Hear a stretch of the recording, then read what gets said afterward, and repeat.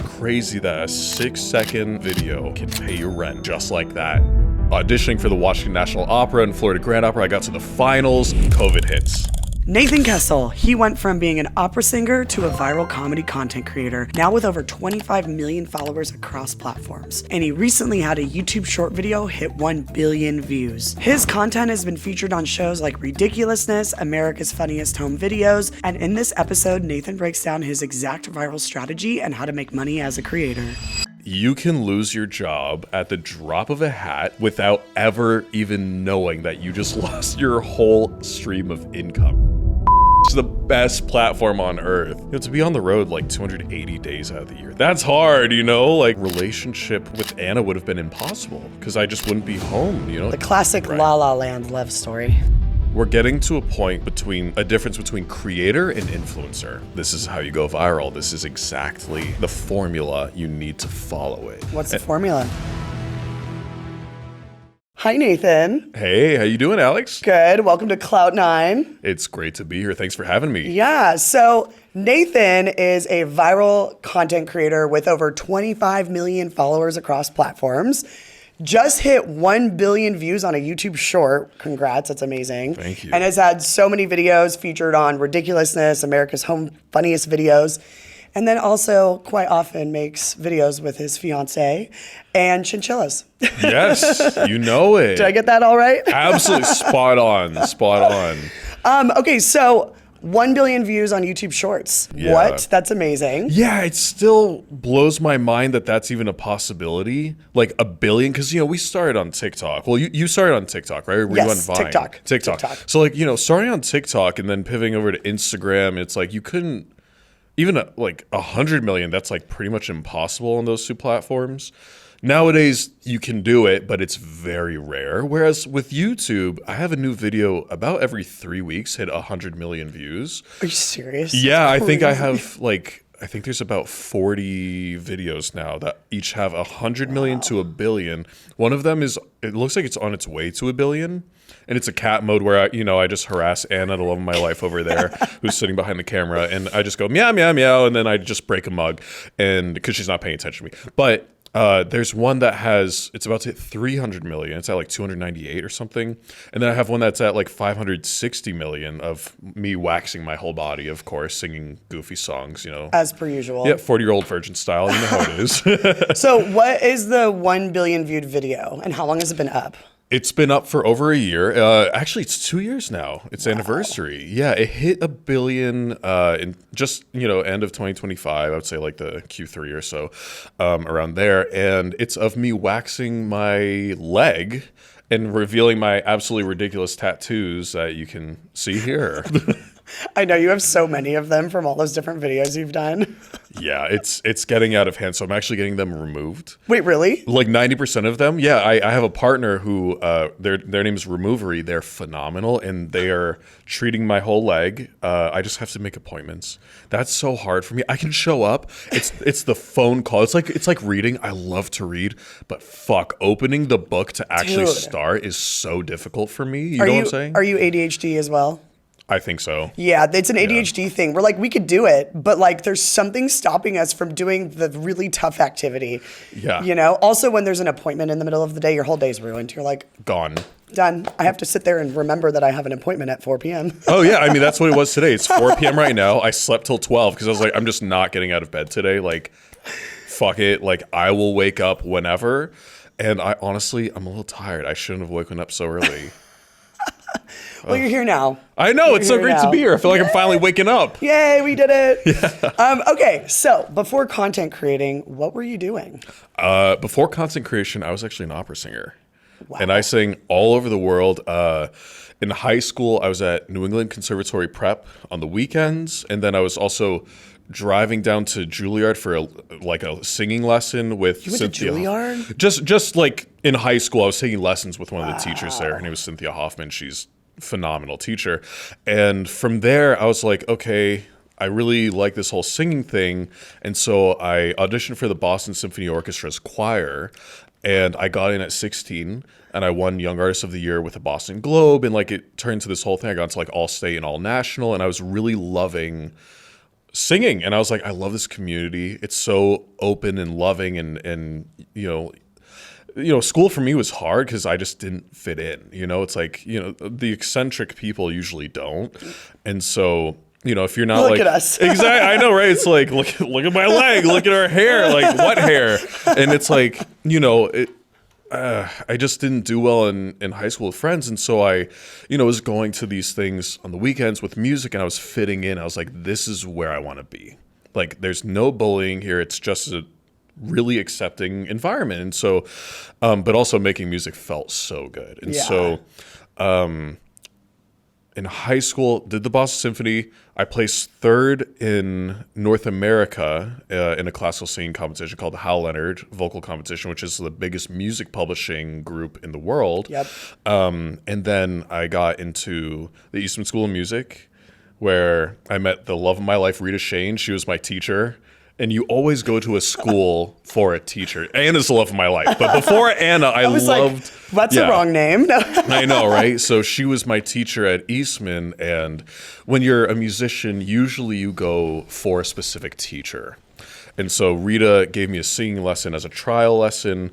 And I won another national competition. I won first place. And I won like $10,000 for that. And I was like, I'm going to do this. And I went in to Eastman. I went in for my first lesson.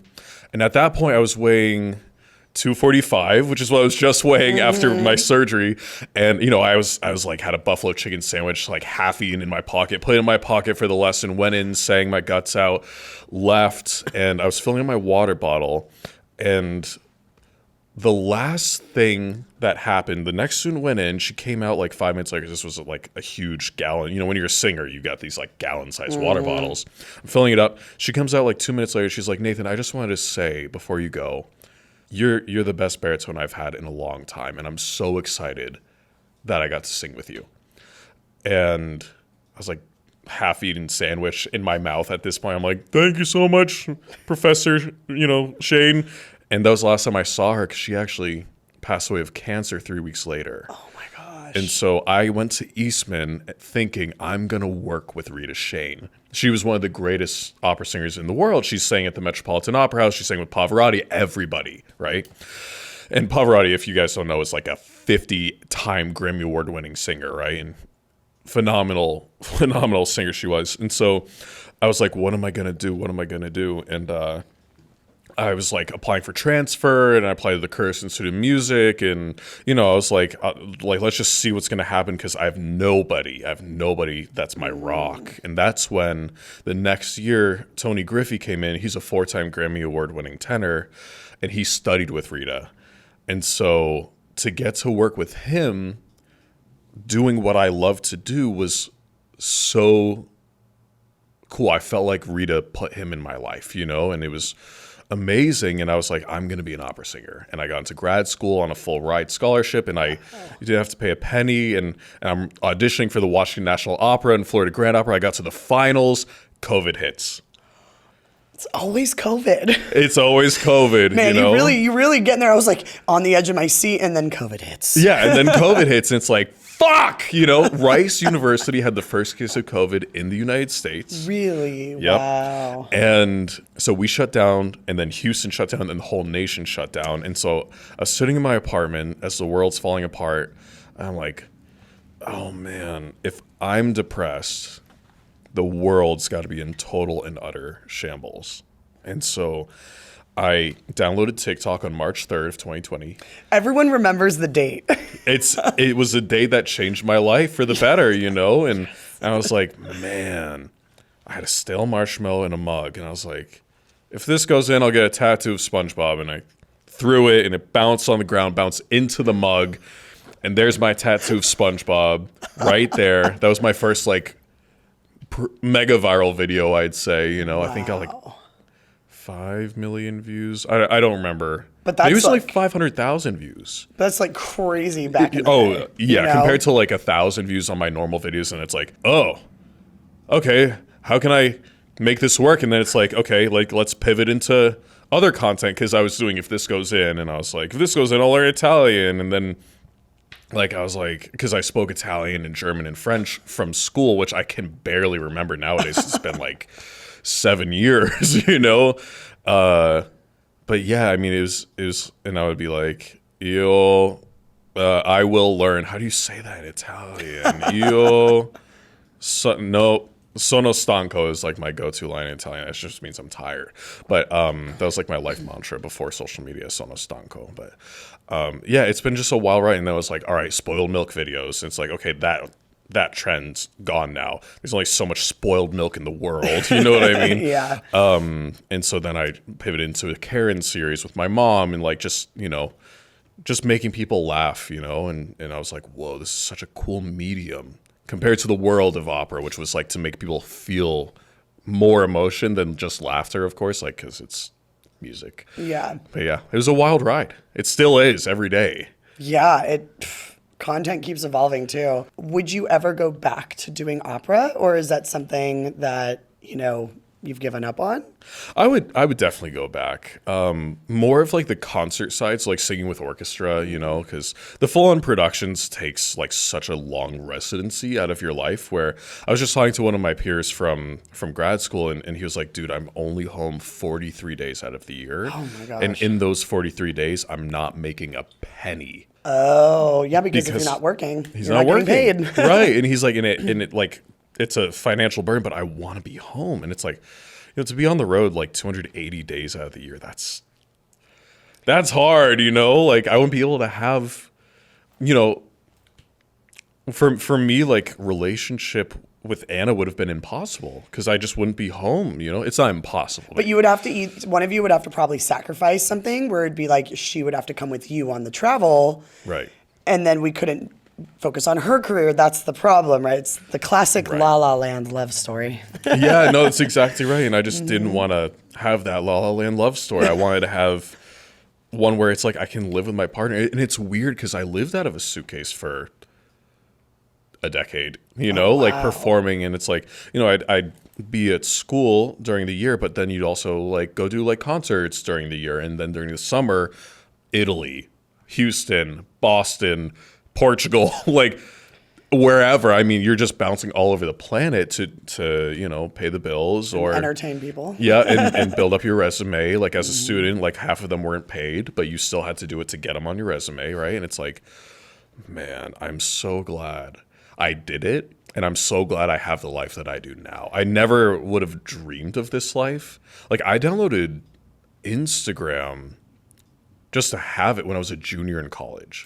Wow, okay. So I was a little late to the game. yeah. It came out when I was in high school or middle school or something. How old are you? But I'm 29. Oh, 29, 32. Okay. Yeah. So you know, I was late. Man, I've been my original YouTube account. I think I joined YouTube like 2 months after it went public or whatever. Yeah. Which is crazy. Yeah, that's 2006? No, 2005. Something insane like that. That's my old YouTube account. I had no idea what AdSense was, so then I fucked it up by like saying I needed AdSense, so they demonetized me on my old YouTube account, but that one's old, so it's fine. Oh, no way. The new one's good, but the old, this was a really, really old one, but. Old school. That's Like, yeah, because they just had their 20th anniversary last year at VidCon and all that stuff. Yeah. Crazy, which honestly, isn't that long ago to really think about it? Like 20 years really isn't that long ago, especially for social media.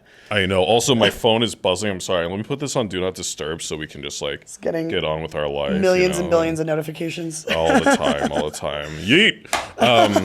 But yeah, you know, I don't want to, but yeah, no, YouTube is crazy ride. What's your favorite platform right now? YouTube, baby. You know how it goes. YouTube's the best platform on earth. Why is that? Well, because you can get 100 million views. Your brand deals can go viral. Your everything can go viral, and it's pretty. Now, they're long form. That's a whole different ball of wax. Did you build your following from short form? I did. Yeah. Okay. That's like me. Like I built it to 1.4 million, which is like crazy on YouTube. Yeah, that's amazing. From YouTube Shorts, and I got the gold plaque, and I was like, wow, I dreamed about this since I was like 13 years old making YouTube videos. It's crazy when you accomplish it. Yeah, it's ethereal. That feeling of like, it's right there in your hand. Because when you hit the number, it's cool. It's like, oh my gosh, wow. But then you have the actual manifestation of that plaque in real life. No other platform does that. And I think if they just did that alone, oh my gosh, it would change the game and the loyalty. I just saw like a bunch of creators like just go away from TikTok. They're like, I'm just not posting here anymore. There's too many community guidelines. We're not rewarded. They can change your AdSense at the drop of a hat. And it's like with YouTube, there is that consistency. Yeah. Of I know I can do this full time. I can make an actual living off of it. Yeah, and like YouTube and Facebook pay really well, and Snapchat's paying right now as well. Yeah. I've got on the Snapchat story monetization thing, so Yeah. that's dope. I know you guys have been big on the Snapchat world as well, right? Snap has been slower. Okay. Just because spotlights were really my God, I miss those days. I know. We all made so much money from Spotlight. Like, It would be like $50K a month that's crazy. plus. It's like, I know, we had friends who made like $1 million plus. Dude, I had friends that buy condos, buy houses. Like, it's crazy. I will never forget when I just made I made 17 grand on a video, and I was like working as a PA on a TV show, and I was remember. What the? I remember. What the fuck? Because that's when we became friends and we would talk about it, and we were like, wait, do you know what's going on? Because nobody was making money anymore. Out of the blue, we didn't get a notification. And that's for those of you who are interested in content creation, businesses who monetize their content, or people, celebrities, individuals, whatever. You can lose your job at the drop of a hat without ever even knowing that you just lost your whole stream of income, which is why you have to be versatile and be on each platform. Yes. Because like we were saying, Facebook is amazing, and it's been so great. Yeah, they like doubled my bonus recently, and I was like, oh, sick. And I had a recent video get like 8 million on Instagram, and then, the same amount of million on Facebook. And I was like, sick. Yeah. Cool. And then it got like the same video, 28 million on YouTube Shorts. I'm like, nice. Exactly. Paid for my rent and a half or something like that, Oh, absolutely. I mean, and it's crazy that a 6-second video can pay your rent just like that. It's the coolest job on earth. I think the hardest part about it, though, is the consistency of that virality. Yeah. And like, as you know, people who started when we started, they just don't do content anymore. They have a part-time job, or they have a full-time job, and they do it on the side because they know there's not a lot of consistency in it. And having to adapt so frequently, where it's like you might have 10 million followers, but somebody with 1,000 is getting paid the exact same rate that you are with 10 million. Yep. That blows my mind. It really does, because it's like, man, you'd think there would be like some kind of safety precautions for the let's call it a prioritized career, which is somebody who has 10 million. It's because you've been going viral consistently, right? And it's like, okay, we'll pay you 50 cents per 1,000 views instead of the 10 or the 6 or the 5 or the 1, so that way you can continue this full time and make better and better content, because we know you're a reliable source of creativity and content. And they're like, nah, fuck you. We don't really give a shit. It's just like, give us views, or else you're not worth it to us. Like, right. To be honest, a lot of these platforms don't really care about you as much as you care about them. I think YouTube is probably the most caring platform, I would say, in my opinion. Definitely. TikTok, if you do TikTok shop and have like a lot of, followers on there. Like, I got into a special TikTok shop program because I had a big following and was doing a little bit of TikTok shop. Yes. But dude, TikTok shop's crazy, but I think it's kind of hard for people like you and I who already have established followings, because people see a video of us and go, well, I'm not going to believe them. They're not a regular person. Absolutely. And I think this is where we're getting to a point a difference between creator and influencer. And what I see that as is, you and I, we do content as if it's a TV network. We want to make people feel something, and that's why we do what we do. It's to make somebody smile, right? Or just forget their troubles of the world. So my whole mantra, it's in like all of my bio since day one, let's smile and forget about the world for a while. And I still live by that to this day. And the influencer will do the TikTok shops and the avenues of like, I'm going to turn this into a money-making platform because I want to do this full time. And that's fine, right? Totally fine. The intention is to really have the fame or to make the money, versus I'm going to do this as a TV station. And it's fun. Exactly. And there's nothing wrong with doing TikTok shop. Like, we've explored it, and it's like, oh, this could be super lucrative. We know people who've made $1 million in a month off of it. One of my best friends just bought a house because she did a video of this like viral mirror that's like, you know, opens up, it's a jewelry box. The video took like 20 seconds to make. It got 16 million views on a $16 commission per sale. She made 6 figures in 3 days or something like that. And like Kim Kardashian and all these big celebrities were like liking the video. It's like insane. Right. But it was like that one video, you know? Phenomenal. And that's the thing, is that it's like, it is phenomenal, the ability to do marketing on social media and just incredible. make that kind of income in a matter of 3 days or a week or less. It could be in one day where it's like, oh, I made $425,000 today. And it's like, man. So that's why we've explored TikTok Shop. But then I'm like, but I want to make content. It's not about me. I don't, you know what I mean? I know exactly what you mean. Like I do still get a ton of brands sending me stuff, and I'll do TikTok Shop videos. But what I've noticed is you have to figure out what types of products that relate to you. Yes. So like for me, my friends have a Jello shot maker. It's sick, but that like totally is on brand because vodka, Jello shots, alcohol, fun. I've sold the most from that. I've made like a couple $100s from it. I was like, sick. Yeah, Off of a video that's just like selfie mode, being like, look what I did. Yeah, exactly. You know? I mean, and it's that easy. It's like that easy. With TikTok Shop, that ability is phenomenal. But what I don't want is for people to rely on that.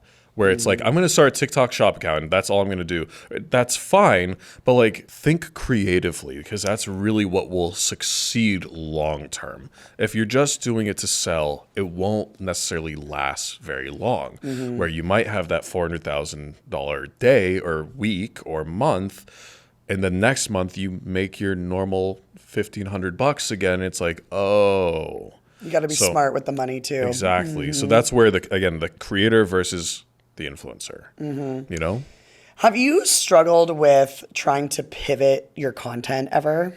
All the time, every day, you know? I would have been like, liar if you said no. Oh no, every day it takes months to finally have that breakthrough moment of like, okay, there's that next series. Like, that's what it is. Okay.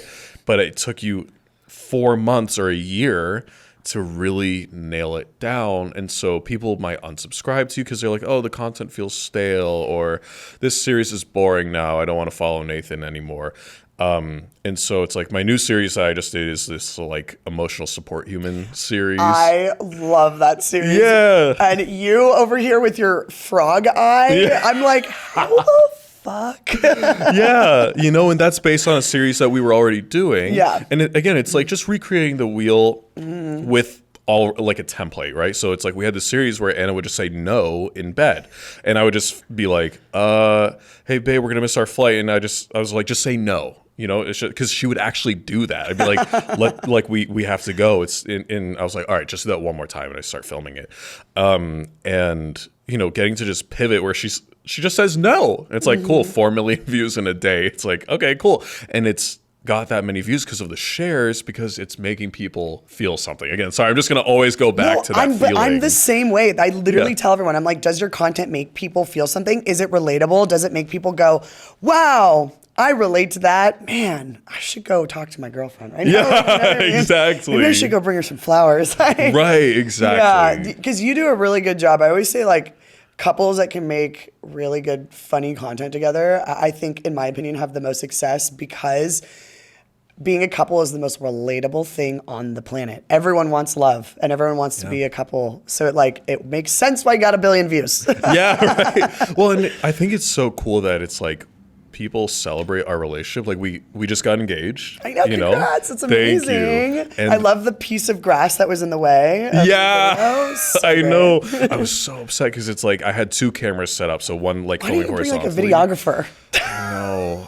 No, we've never hired a videographer really. Really? Like we had you a really our don't friend. need to, because like you shorts. guys make content very like organic, the Snapchat style type of content, you know? Yeah, exactly. And so, you know, with that, it's like, whoa, people are like celebrating our love. Like they're celebrating our engagement, and it's the best feeling in the world where it's like, whoa, this is so fun that like we say every night, like we have just as much fun off camera as we do on camera.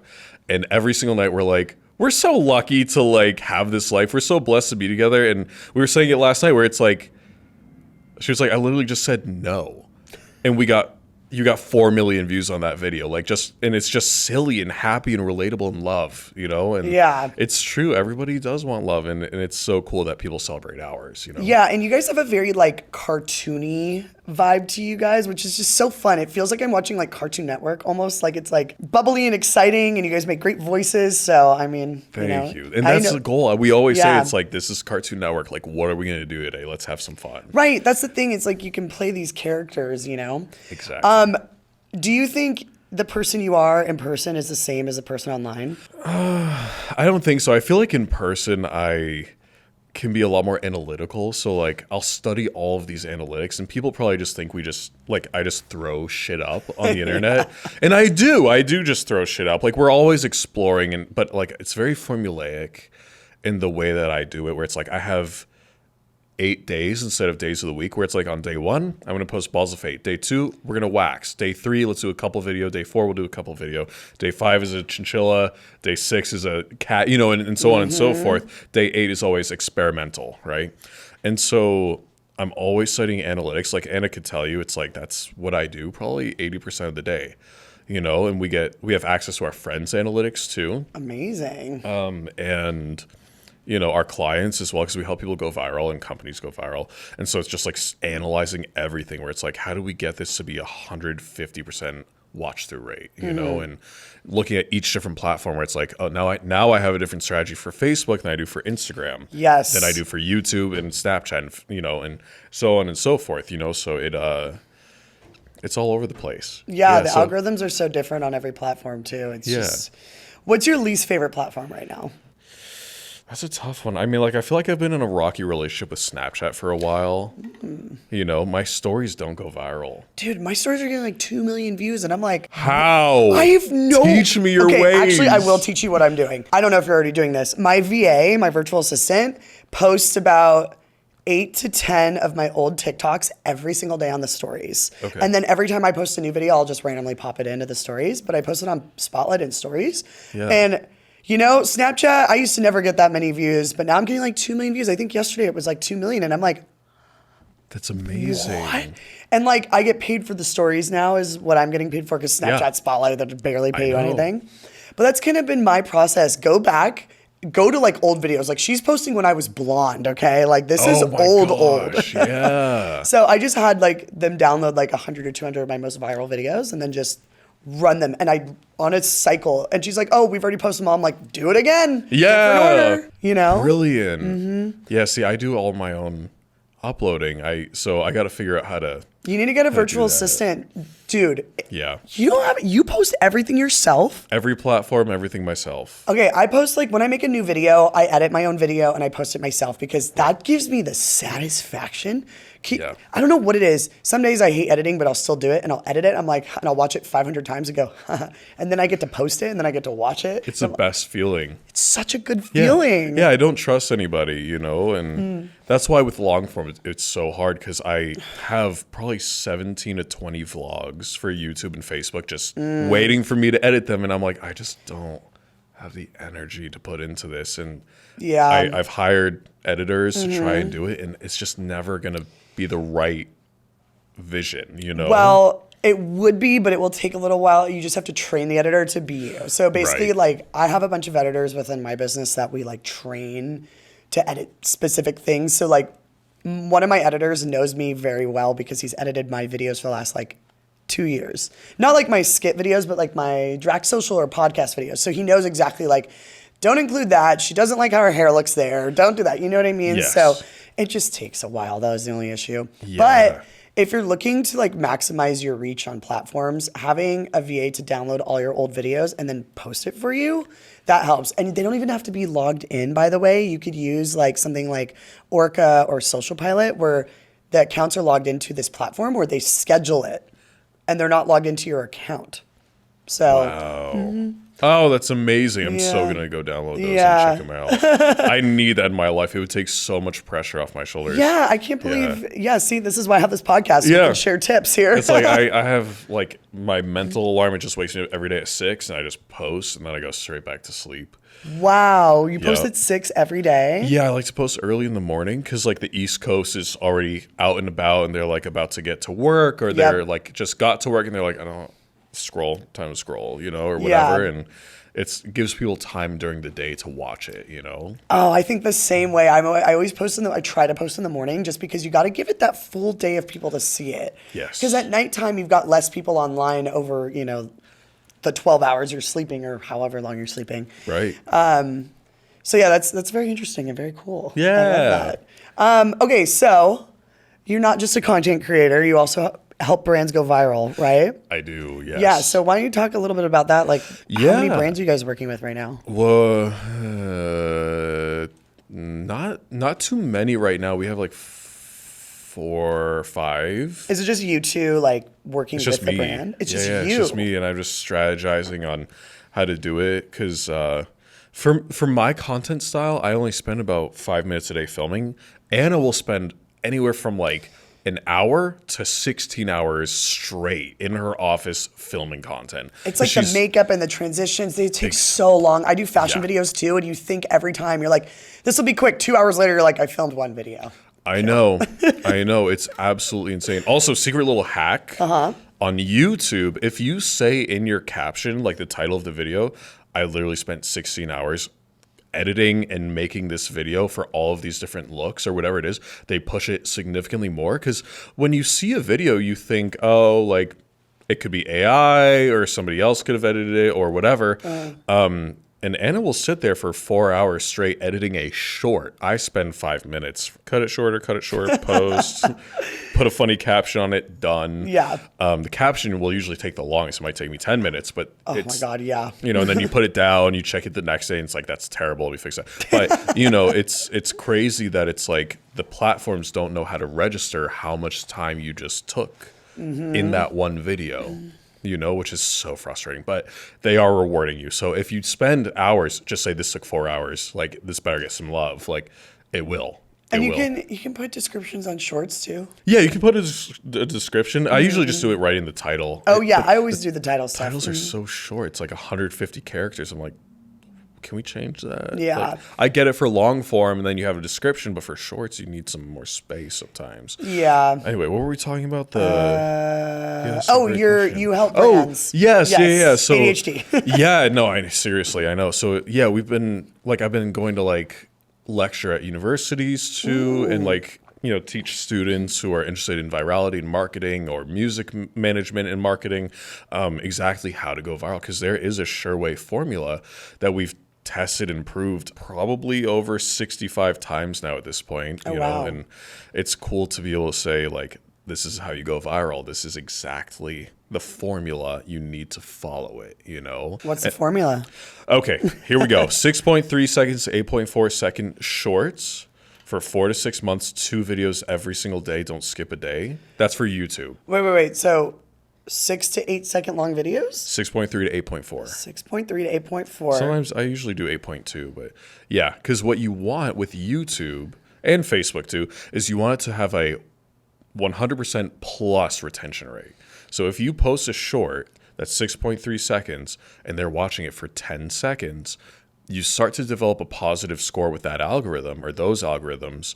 And after the 6-month period, like the video will literally it'll get like 2,000 views. It'll spark straight up and then go flatline. Oh, you're so right. Because YouTube wants the retention. That's what they care about. Exactly. Wow. And then you're also as you get into that 8.4 and you build up longer, they watch longer and longer and longer. Oh, this makes sense why that video recently got 28 million views. It was like in the mirror, like day 1, no vodka. Day 2, no vodka. Day 1, no vodka. I need to repeat that one 1 million times again. Oh, absolutely. And to get the 100 million views plus is 16, honestly, 14 to 16 seconds up to 24. Don't go over 24 seconds. Interesting. That sweet spot, getting a video that's like 20 seconds to have an average watch time of 24 seconds, that's how that video got 1 billion views and the 100 million viewed videos. That makes sense because people watch it all the way through. Exactly. My most viewed video, I feel like I'm an anomaly here. My most viewed video on YouTube Shorts is like 54 million, and it is like a 45-second long video. Yeah. And it was just a really good, it was such a YouTube, like,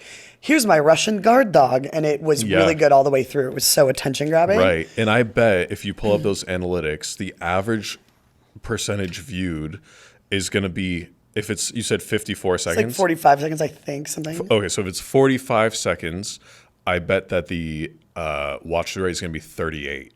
If you check it right now. Okay, wait, we're going to check it right now. Like, I would put money on it that it will be 38 or above. Yeah, let's also hope that I got the 45-second right. Yeah. Wait, this is tell so me cool. if it's longer than 45. Tell me, and I'll give you a new prediction. Okay. Because if it's in the 50s, it'll probably be like 47-second retention rate. You know, that like 96%. Okay, it's 50 seconds. It's okay. So I would say if it's a 50-second video, it's going to be like 46 seconds or above. I'm gonna need you to look at. Oh yeah. So we're gonna go to the watch time. We're gonna go to the engagement right here, and 46.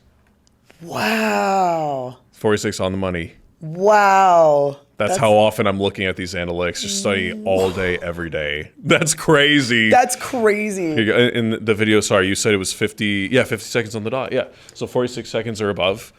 Cool. This is so interesting how that works. Yes, and it's very formulaic. All the stuff is so down to a science. Okay. Now, getting the video to actually get that kind of retention rate, though, is the hardest part. Well, yeah, it's got to be good. Exactly. It can't just be you being like, hello. Yeah. No, that's exactly right. And I think something that people don't realize is that it's like, you know, we'll have people be like, content creation's so easy. I could do that. It's like, okay, then do it.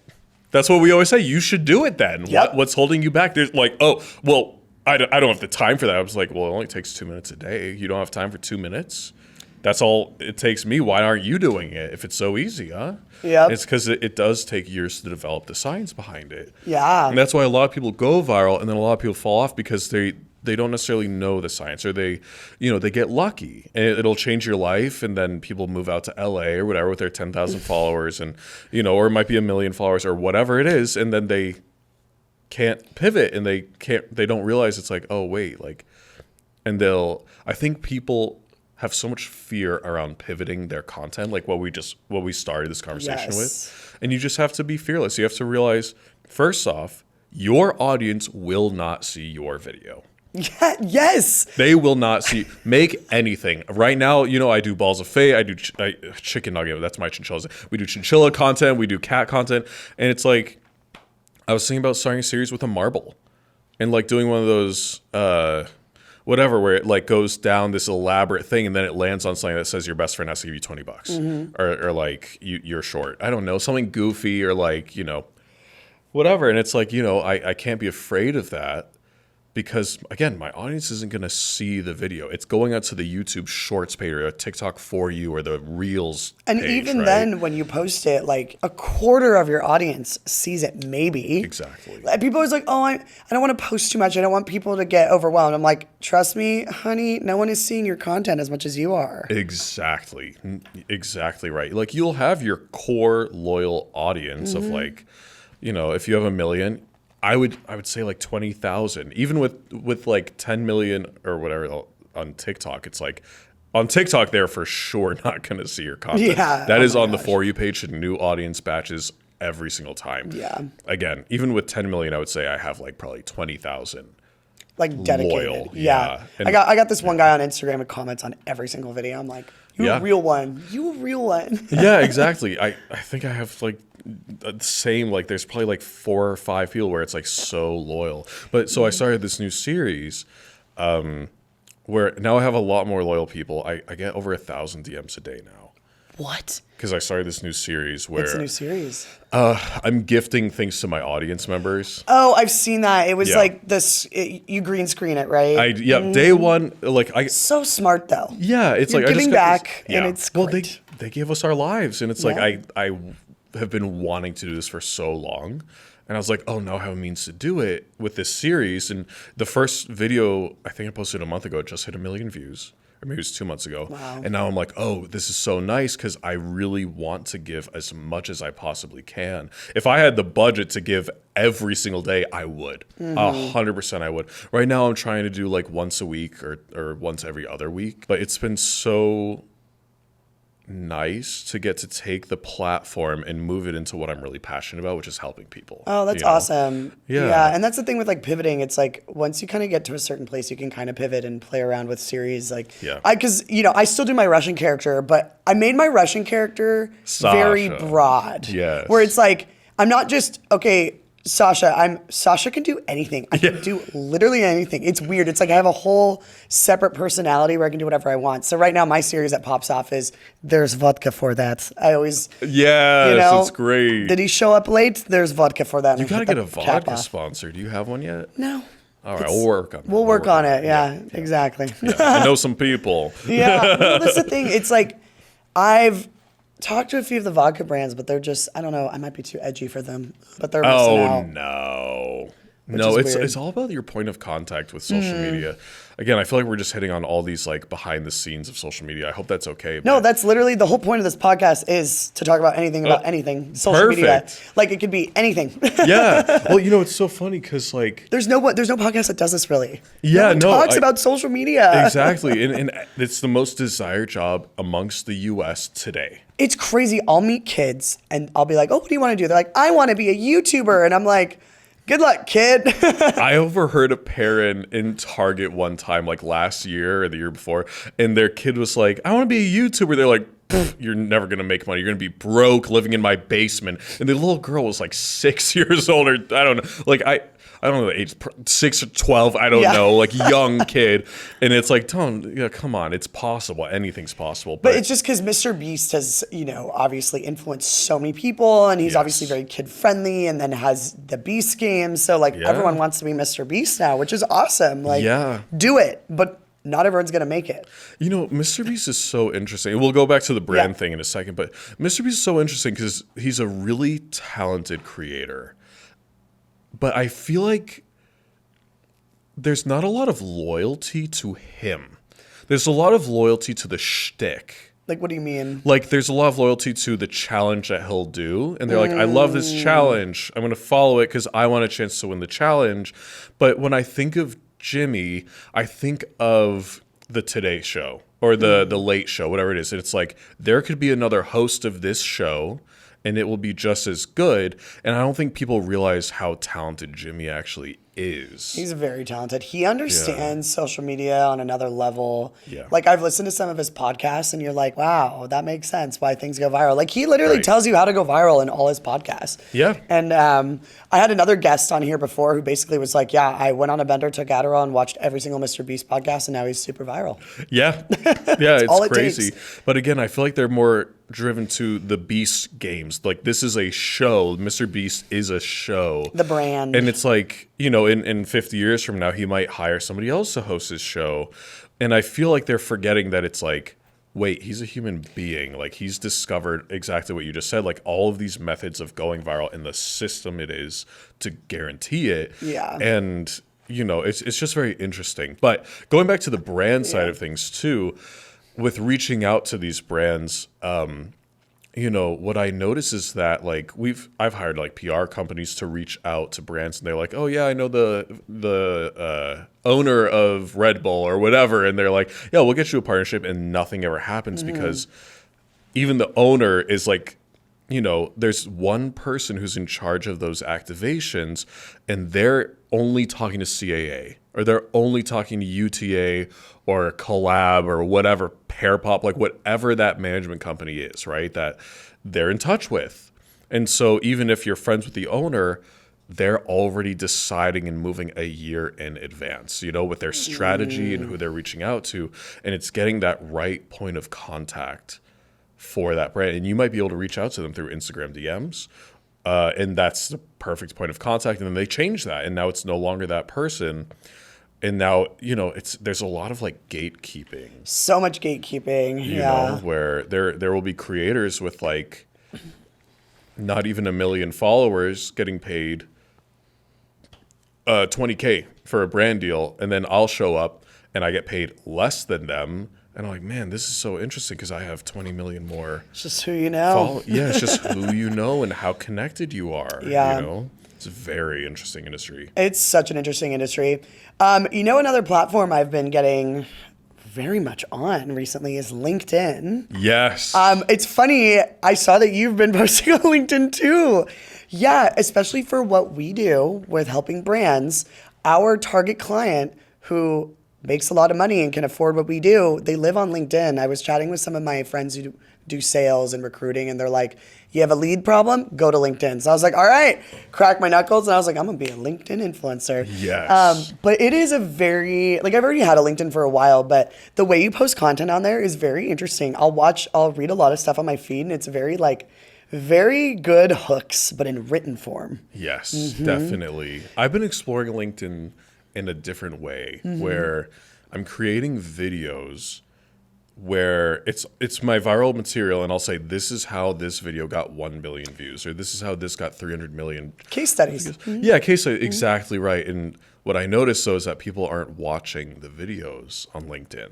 The most likes I think I've seen is like 150 or 200 likes. On your own posts? No, just scrolling through and collecting data of how it works. You need to get on other LinkedIn things. I follow a couple people that have like 500,000 people that follow them on LinkedIn, and they get like thousands of likes. Okay. It's just basically sharing your life, because that's what people want, is the authenticity. Yes. I'll send you some stuff that I see, but it's LinkedIn's so interesting. And here's another thing. All the people that control everything are on LinkedIn, marketing, influencer marketing, et cetera. So I got the premium LinkedIn thing for a month to try it out. Me too. And I started adding people and then leaving a note to them like, hi, Alex, I over 4 million followers, run a business, think we'd be good connect, because you never fucking know. That's brilliant. Yeah. I know I did get like 1 or 2 deals that way. Really? With, like, BetterHelp and Cat It, which was for cat food. Yeah, But yeah, that's brilliant. I know I really should be on there more often and like reaching out to the brands that way, because it would be great to do like more consulting gigs like that, where it's like a one-time thing, you fly out. And and it's crazy because like it's like people who are like second or first connections to you, and then you'll click it and you can see all their experience. You're like, oh, they're working at that company.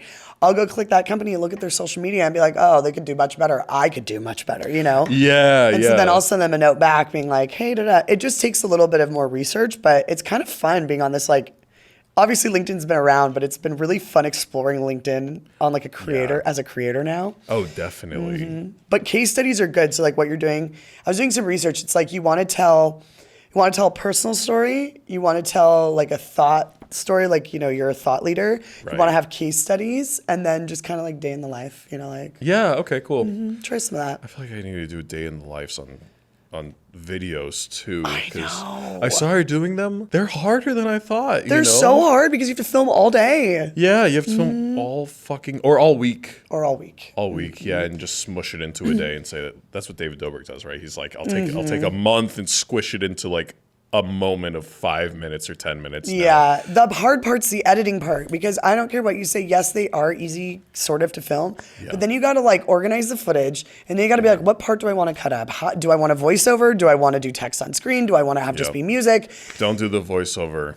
It doesn't work. What do you mean? I've tried it. I do like day in the life shorts. And anytime I'm actually talking where it's like, all right, guys, like we're going to go do this today. And then I'm like actually doing it and talking while I'm doing it. They feel like it's like a little diary almost or something. When I've done the voiceover ones, they get like suppressed for some reason, even though they have good watch time. Interesting. I feel like it's different for everyone's brand too. Like, I think the reason the voiceover works for me is because I talk in the Russian accent. So if you don't have a Russian accent, then you're like, what is this video? I know, you gotta do voice acting. You got such a good voice. Oh my God, I'm so happy you brought that up. Guess who's taking her first voice acting class tonight? Congratulations, let's go. That's really so wonderful. Funny that you asked that. Do you know Michaela Murphy? She does so I had her on the podcast. Yeah. Oh my God. big Avatar fan, so that was exciting. I have a video that I wanted to do with her. I'll tell you after Yeah. the podcast. Yeah. But on the podcast, like I've been wanting to do voice acting for a bit. I get told all the time I have a voice, and her and I could not have more of an opposite voice, like squeaky and just like, rrr. And she goes, honestly, I think everyone should take vocal lessons just to learn to talk. Because I talk in my throat still, and I want to talk more in my diaphragm, and I've like, that's just always been a thing that I do, and I need to learn. Yeah. So voice acting lessons or voice like singing lessons? Acting lessons. Okay. Yes. Yeah. So there's this place in Vegas called the Vocal something, I don't know, Okay. but they do it online, and I have it's like a 4-week program, and I'm doing the first one tonight. But it's Congrats, dope. yeah. Like they're 2.5 hours, and it's like a really small class, so it's gonna get a lot. Like you're basically gonna learn the business, figure out what voice, like if you want to do like commercials or try to build a portfolio. Yeah. But yeah, I really want to get into voice acting. I think it'd be really cool. Absolutely. I Hello. know we've been doing it too. Yeah.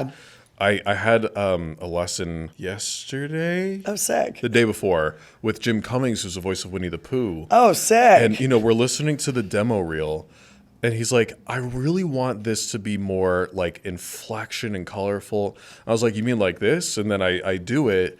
He's like, yeah, that was perfect. And I was like, okay, cool. Because like as a singer, when you emote in singing, right? Because the notes are already written, right? So it's like now it's all about the dynamics, the sensitivity to how you start the note and how you finish a long phrase of notes, right? And so I was doing all of the volume in person. It's like, so my thing? Well, for one, I'm good at punching, like really, really hard. Ha ha! And it's like, that's like the line, right? And he's like that was perfect. I was like, I did the exact same thing, but the volume and the presence, because you're seeing my eyes and my hands, it's like voice acting is so hard. So he said it's all about the intonation. So not volume, but literally the up and down of capturing that, because it'll all equalize. Because you're capturing the emotion, right? Yeah. But like the volume will be compressed in the actual track when you're recording. So that volume, the softest will sound just as loud as the loudest, and you have to color it with the intonation. Oh, interesting. Yeah, see, this is like such a cool world to discover. Yeah, because it's to me it's harder than acting because again, I don't get to use my body and body language or eyes. It's all this. Just the one means of communication when we have like 50, right? So and I already like talk for a living, basically. Like I used to have to go to voice therapy because my vocal fry was really bad. Okay. And I was like not understanding why. They put a camera down my throat and they're like, oh my God, they made me cry. They're like, you're gonna have to change every single thing that you're doing in your life. And I was like, that's gonna make someone cry, right? And I was like, oh, this sucks. I went to voice or vocal therapy for a little bit, but I didn't like it. It just felt like I was just getting yelled at for talking. And I couldn't. What? Yeah, they're like terrible. Yeah, they were like, you need to stop talking. Da da da da. And I was like, my entire job. Did you have is a talking. polyp? A what? Did you have a polyp or something on it, or no? Did they say what it was? No, they were just really inflamed. Okay. I don't have any vocal nodes or anything like that. But I stopped going, and then it's kind of regulated itself out. But I have like the problem of a singer without singing. Okay, yeah. I had like the nebulizer and like had to do little blow bubbles with a straw. Yeah, with absolutely lots of straw work. Did they have you do the V? And then I don't know, a bunch of other random stuff. But that's why I was like, okay, how can I turn this into a positive voice acting where they're going to teach me the same things but in a more positive way? Oh, absolutely. I know. I honestly want to work with a lot of voice actors too for exactly what you're talking about, because like you're saying, like when you go into a vocal rehab situation, they do just yell at you. Like they make it like this really bizarre environment. And honestly, all you have to do is a V. And what's happening when you do a V is that the subglottal, as in like your vocalis here, your subglottal and supraglottal pressure equalize so that you cannot muscle any sound. So when you're going and let's say you're feeling vocally tired, just do that. Sorry. It's okay. I do it all the time. Just do a V if you're like feeling tired after your voice acting class tonight, and it's like a massage on the cords, and it makes it so that they can only vibrate properly, and that those thyroid arytenoid muscles are getting that full closure So that so I in love school this. I had to learn every inch from here up of like the muscle, tendon, ligament, and bone and how they function. Wow. And so yeah, I love teaching singing lessons. So yeah, I guess when you asked earlier, it's like, are you the same person on and off camera? It's like, I'm a nerd. I'm such a nerd. I love learning about stupid shit, useless shit, and then actually applying it into real life. And So it's not useless. it's not useless, but a lot of it can be, like we're learning about real estate right now just because it's That's like, awesome. yeah, we're trying to get into like, the whole property game and like how Yeah. that all works and stuff. And it's just so cool to like learn. Isn't it cool having free will? You can learn and do whatever you want. And Yeah. so that's why every year I try to like focus on one new skill that I can develop. So this year's gonna be voice acting. That's awesome. Last year was patience because I tore my ACL, my meniscus. How did that happen? I was dancing at a music festival in platform boots. Okay, yep. And also I've played sports and bodybuilded my entire life. So That's and I've right. never had an injury until I danced at a music festival. Oh, I know it's that one movement in those platforms that'll just like tweak that knee. It's like gone. Here's the thing though. My most followed video, like a video that generated me the most follows, was me when I did a story time on how I spray painted my crutches hot pink and black and put studs on them. That is so cool. I mean, because the thing is, like, for kids especially, who it's like they're like not damage proof, anti-damage resistant. They're always getting hurt. Yeah. Right. And because they're kids, they're playing, right? And so it's like, I bet like kids were like, I would have lost my mind as a kid. It's like, oh, I should have spray painted them blue. Like, Yeah. it was my favorite color. Well, like, that's the thing. It wasn't just kids. It was a bunch of millennials being like, damn, when I did this when I was 12, I never thought to do about this. And I was like, yeah, wait, how come I've never seen anyone paint their crutches, you know? Yeah. And then you got the people in there and be like, you use spray paint, it's going to come off. And I'm like, okay, well, I only have the crutches for like a month or two. Like, relax. So Anna just did a video that I helped like direct for her, and it was of I had a watch, and I love Pokemon, so she enameled a Snorlax onto my Rolex, and because it was one that it's like I don't wear this watch, I would love to do something special with it, and the people in the comments were just all, you're not supposed to paint this, it's gonna damage the watch wall. It's like, it's enamel. It's the same stuff it's already made out of. It's either lacquer or enamel. And it's literally professionally done. It's cured. And it's just like if you want to switch out your dial, you just switch it out. Also, And it's not yours. yeah, it's also not yours. But like, so many people loved it. And it got like over 1.5 million views. And she's got celebrities reaching out to her saying, would you do a dial for me? Like, I'll go get this watch. Like, can you paint X, Y, and Z on it? Or like, can you paint Winnie the Pooh on it? Or can you paint a Pokemon on it? And it's just like, again, it's like people, you got all the trolls, hiding behind their keyboard saying whatever they want. It's like, you should learn.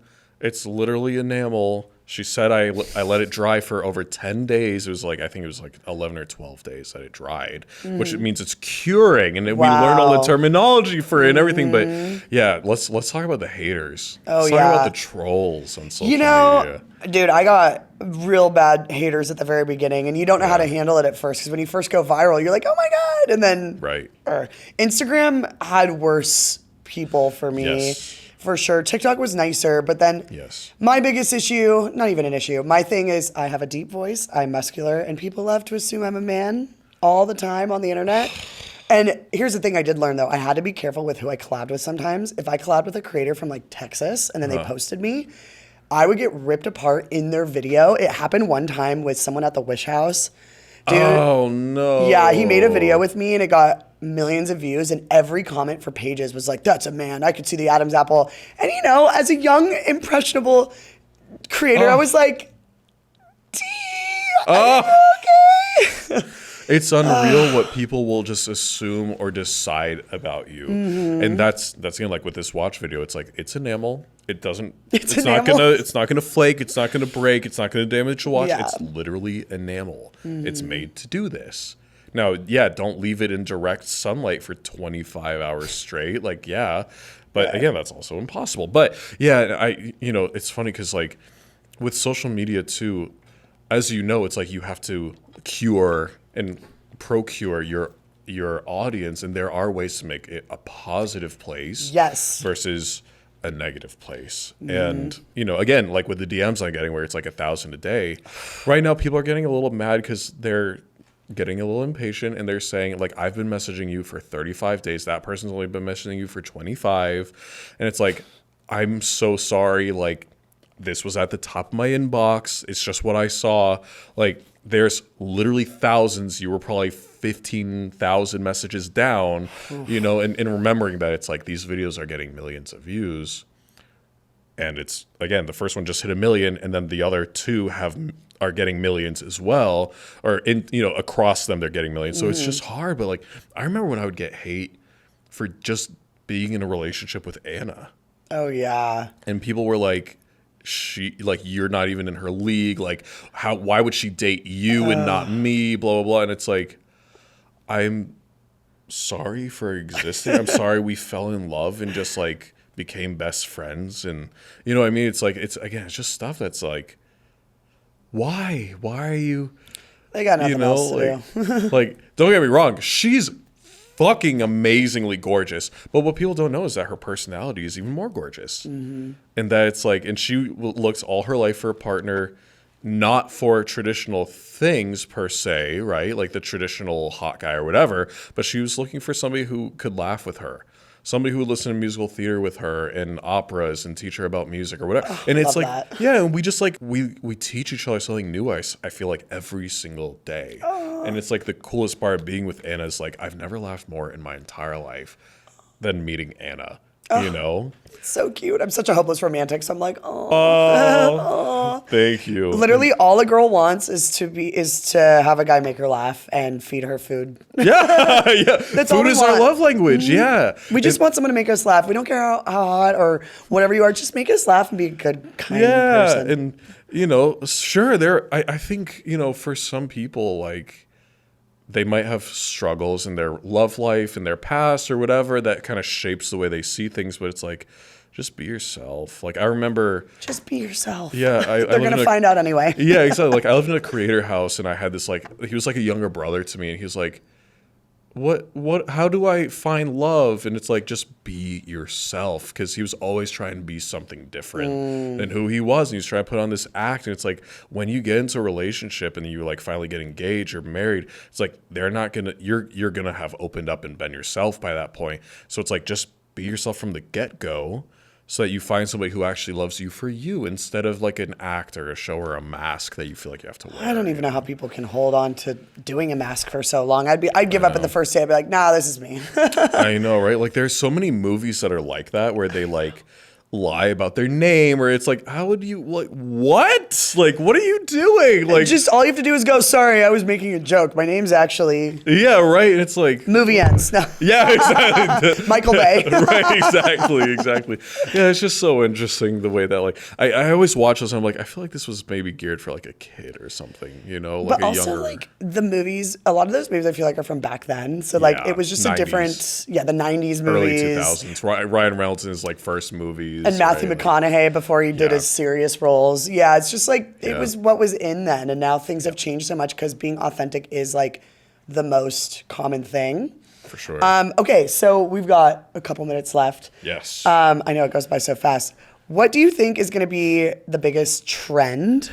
And that can mean anything. What do you think is going to be the biggest trend in 2026? Oh my gosh, I think we're going to see a lot more people moving onto social media, specifically YouTube. And from the business side, I think we're going to see a lot of brands moving into the YouTube partnerships, because it seems to take about 2 to 3 years for the brands. Like when we started on TikTok, it's like they were like, oh, social media is going to die. Like, it's never going to last. As soon as COVID's over, it's done. And it's like, it's the biggest thing ever. It's bigger now than it was then. So insane. And honestly, social media is really just becoming direct media, because the social aspect of it is kind of like dying out, right? Where originally Facebook was called social media because it was made to network with people out on your college campus and to get homework assignments done and work on projects together, right? And nowadays, it's really just entertainment at your fingertips. And you see a lot more I think we're going to see a lot more celebrities get onto social media this year. Fuck ton more. Yeah. Authentic. So that's like the trends I think we'll see. But like comedically or like content wise in actuality, it seems like we're moving away from all the dance trends. Oh, yeah, for across sure. social media. That was a very niche thing to like musically and early TikTok, I feel like. Miss those days though. Yeah. Oh, I know. It's like, you know, we'll see dance videos and we'll be like, look at how good this guy can dance. And it's just phenomenal. So it is incredible, but I think we're going to get even further away from that. And it feels like we're really going towards Vine, where it's like comedic, meaningful, and informative. And authentic, And I think, authentic. too. I've been seeing a lot more authentic content lately on my feed as Yeah. well.